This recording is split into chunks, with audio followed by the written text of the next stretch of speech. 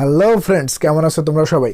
Xiaomi ব্র্যান্ডের Redmi Note সিরিজের ফোনগুলো সাধারণত বাংলাদেশ ও ইন্ডিয়ান মার্কেটে ভ্যালু ফর মানি ডিভাইস এবং জাতীয় ফোন হিসেবে কিন্তু আখ্যা দেওয়া হয়। তো আজকের ভিডিওতে আমরা কথা বলবো Redmi Note 13 Pro এই ফোনটি সম্পর্কে। এই ফোনটিতে হাইলাইট করার মতো অনেক কিছুই রয়েছে। 200 মেগাপিক্সেলের ক্যামেরা, রয়েছে একটি big AMOLED display, big battery এবং পাওয়ারফুল পারফরমেন্স কিন্তু ফোনটি আমাদের প্রদান করছে। এবং এই ফোনটি কিন্তু এখন বাংলাদেশ মার্কেটে আমরা আনঅফিসিয়ালি পাচ্ছি। চাইনিজ ভেরিয়েন্টের দাম কত এবং ইন্ডিয়ান ভেরিয়েন্টের দাম কত, এই সকল বিষয়ে কিন্তু আজকে ভিডিওতে কথা বলবো। তো এখন পর্যন্ত যারা চ্যানেলটি সাবস্ক্রাইব করেনি এরকম ট্রেন্ডিং ভিডিওর জন্য চ্যানেলটি সাবস্ক্রাইব করে দিন এবং ভিডিওটিতে একটি লাইক দিয়ে দিন, এবং যারা ফেসবুকে দেখছেন অবশ্যই পেজটিকে ফলো দিয়ে রাখবেন। তো আমরা এই ফোনটির বক্স কন্টেন্টের দিকে খেয়াল করলে আমরা প্রথমে বড় পরিবর্তন দেখতে পাচ্ছি চাইনিজ ভেরিয়েন্টের সাথে। আমরা চাইনিজ ভেরিয়েন্টে পেয়েছিলাম সাদা বক্স, তবে আমরা ইন্ডিয়ান ইউনিট হিসাবে আমরা এখানে কিন্তু একটি লাল বক্স দেখতে পাচ্ছি এবং বক্সের উপরে কিন্তু জনমকুণ্ডলী মোটামুটিভাবে লেখা রয়েছে।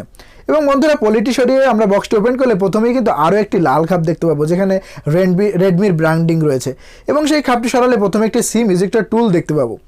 এবং এরপরে আমরা কিছু গাইডলাইন পেপার রয়েছে, এটা পরে দেখছি। এবং এখানে কিন্তু একটি আকর্ষণীয় কভার ব্যবহার করা হয়েছে, একটি ব্ল্যাক একটি কভার আমরা দেখতে পাচ্ছি।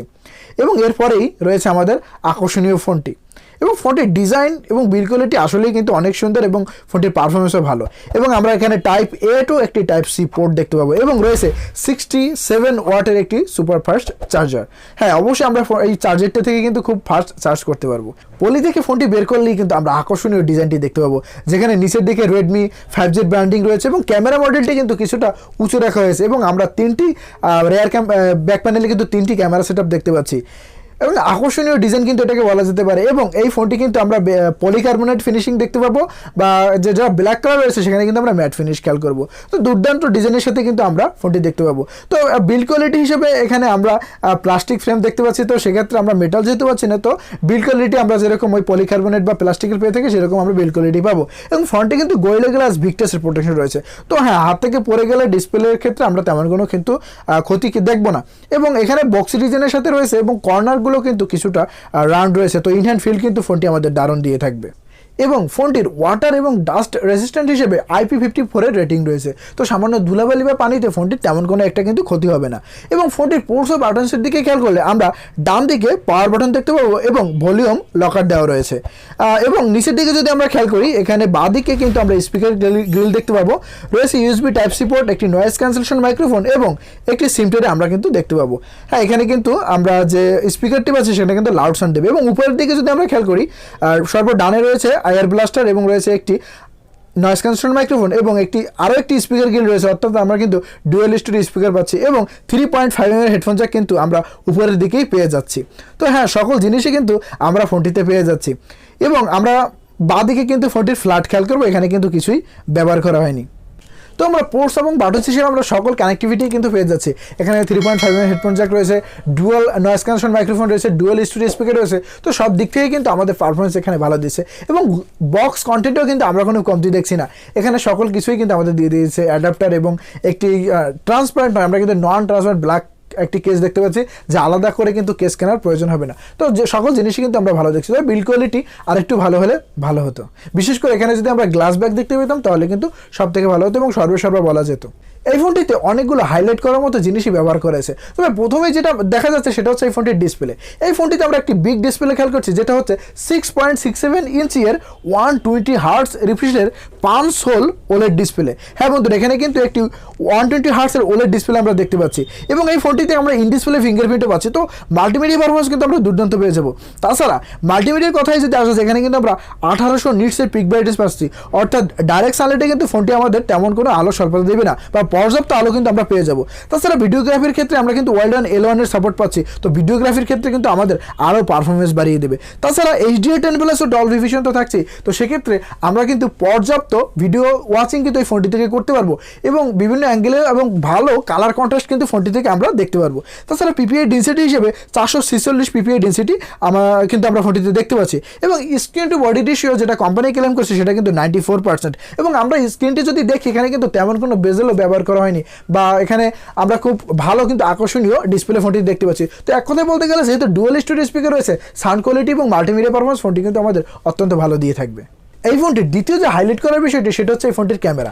হ্যাঁ বন্ধুরা, এই ফোনটির ব্যাক প্যানেলে রিয়ার ক্যামেরা হিসেবে কিন্তু 200 মেগাপিক্সেলের ক্যামেরা ব্যবহার করা হয়েছে এবং এই ফোনটির ব্যাক প্যানেলে কিন্তু আমরা ওয়াইসের সাপোর্টও পাচ্ছি।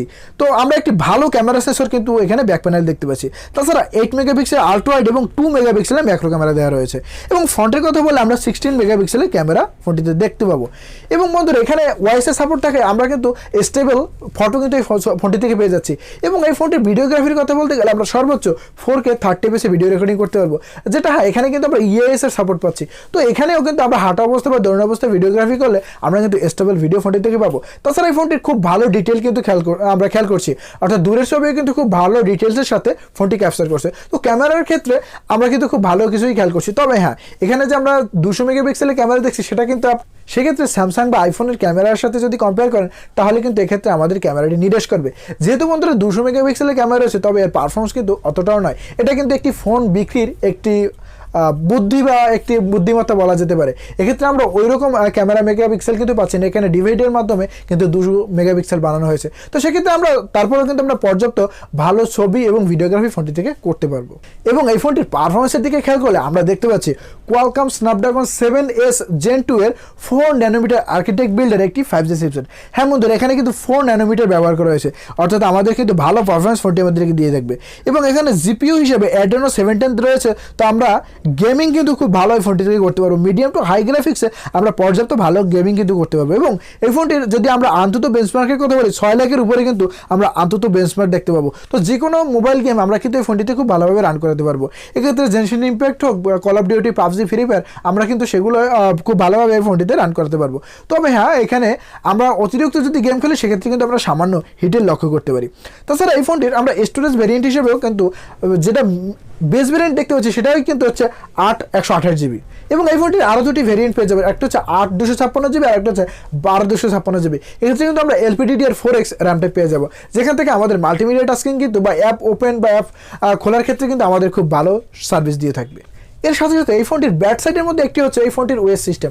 এই ফোনটিতে আমরা Android 13 দেখতে পাচ্ছি এবং এর সাথে আমরা MI UI 14 দেখতে পাচ্ছি। তবে হ্যাঁ এখানে অবশ্য হাইপারওএস আমরা কিছুদিন পর ফোনটিতে দেখতে পাবো, যেটা অবশ্যই একটি ভালো বিষয়। তবে এখন 2024 সালে এসে কোম্পানি Android 13 এর সাথে রান করছে, যেটা কিন্তু আসলে মানানসই নেই। তবে এই কোম্পানি ক্লেম করছে যে 3 বছরের মেইন আপডেট এবং 4 বছরের সিকিউরিটি আপডেট ফোনটিতে আমরা পেয়ে যাবো। তবে হ্যাঁ তো এই ফোনটিতে আমরা 14, 15 এবং 16 Android 16 পর্যন্ত কিন্তু আমরা ফোনটি দেখতে পাবো, যেটা আসলে ভালো বিষয়। তবে Android যদি 14 এর সাথে রান হতো তাহলে কিন্তু আমরা আরও 3টি মেজর আপডেট পেতাম, যেটা 17 পর্যন্ত আমরা অ্যান্ড্রয়েডে আপডেট পেয়ে যেতাম, সেটা অত্যন্ত ভালো বিষয় হতো। তাছাড়া এই ফোনটিতে আমরা কিছু ব্লুটুথ দেখতে পাবো, যেটা আমরা অনায়াসে কিন্তু আনইনস্টল করতে পারবো। তাছাড়া এই ফোনটির ব্যাটারি পারফরমেন্স কিন্তু আমরা খুবই ভালো খেয়াল করছি।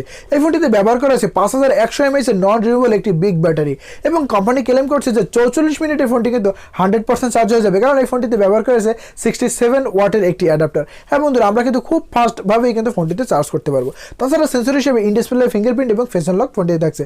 তো একটি ভালো কম্প্যাক্ট ফোন কিন্তু এটিকে অবশ্যই বলা যেতে পারে। তাছাড়া এবার আসা যাক ফোনটির প্রাইজের ক্ষেত্রে। বন্ধুরা আমরা গত 4 তারিখ দেখতে পেয়েছিলাম যে ফোনটি আমরা ইন্ডিয়ান মার্কেট লঞ্চ হয়েছে এবং এখানে আমরা অনেক ভালো কিছুই খেয়াল করছি আসলে ফোনটিতে। তাছাড়া এখানে কিছু ব্যাক সাইডে রয়েছে, যেহেতু এটার বিল্ড কোয়ালিটি, এখানে ব্যাক সাইডে আমরা যদি গ্লাস দেখতাম তাহলে আরও ফোনটি আকর্ষণীয় লাগতো এবং যদি এখানে কোনো মেটাল ফ্রেম ব্যবহার করা হতো সেক্ষেত্রে আরও বিল্ড কোয়ালিটি ভালো হতো। এবং IP রেটিংয়ের ক্ষেত্রে আমরা IP54 এর রেটিং দেখতে পাচ্ছি। তবে এক্ষেত্রে আমরা যদি ইন্ডিয়ান মার্কেট দাম দেখতে পাচ্ছি সেটা কিন্তু প্রায় 26,000-এর কাছাকাছি। হ্যাঁ বন্ধুরা, 26,000-এর মতো কিন্তু আমরা ইন্ডিয়ান মার্কেটে ফোনটির দাম দেখছি। এবং এই ফোনটি আমরা এখন বাংলাদেশে কিন্তু দুটি ভেরিয়েন্টই পেয়ে যেতে পারি, যে একটা হচ্ছে চাইনিজ ভেরিয়েন্ট আর একটা হচ্ছে ইন্ডিয়ান ভেরিয়েন্ট। যেটা চাইনিজ ভেরিয়েন্ট হচ্ছে সেটা কিন্তু আমরা বাংলাদেশ যে বিভিন্ন ওয়েবসাইট বা বাংলাদেশ সবগুলোতে আমরা কিন্তু সেটা 30,000-এ পেয়ে যাচ্ছি এবং যেটা ইন্ডিয়ান ভেরিয়েন্ট সেটা কিন্তু আমরা 35,000 খেয়াল করছি। তবে বন্ধুরা এখন আপনারা যদি কনফিউজ হয়ে থাকেন যে কোন ফোনটি কিনবেন, অবশ্যই কিন্তু বন্ধুরা আপনারা ইন্ডিয়ান ভেরিয়েন্টই কিনবেন, কারণ চাইনিজ ভেরিয়েন্টে কিন্তু আমাদের অনেক প্রবলেম দেখা দিতে পারে। তো বন্ধুরা এই ছিল আজকে ভিডিওটি কেমন লাগলো অবশ্যই কমেন্ট করে জানাবেন। এবং হ্যাঁ বন্ধুরা, এরকমই নতুন নতুন ট্রেন্ডিং ভিডিওর জন্য আমাদের চ্যানেলটি সাবস্ক্রাইব করে বেল আইকনটি প্রেস করে দেবেন। এবং হ্যাঁ বন্ধুরা, ভিডিওটিতে লাইক দিতে ভুলবেন না। আর খুবই শীঘ্রই নতুন কোনো ভিডিও নিয়ে ভালো থাকবেন, সুস্থ থাকবেন, ধন্যবাদ।